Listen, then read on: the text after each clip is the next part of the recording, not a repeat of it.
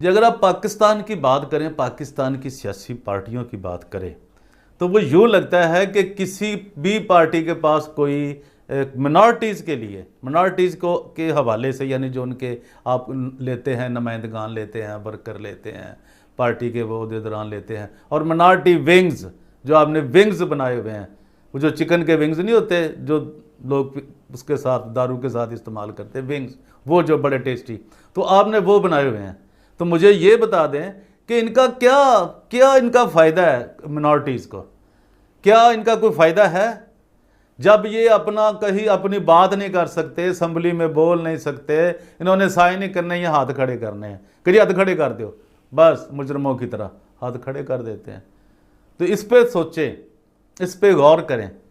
پاکستان کی پارلیمنٹ کو، national assembly کو اور سینٹ کو اس کے اوپر سوچنا ہے، اور کچھ مسیحوں کو جن کے اندر غیر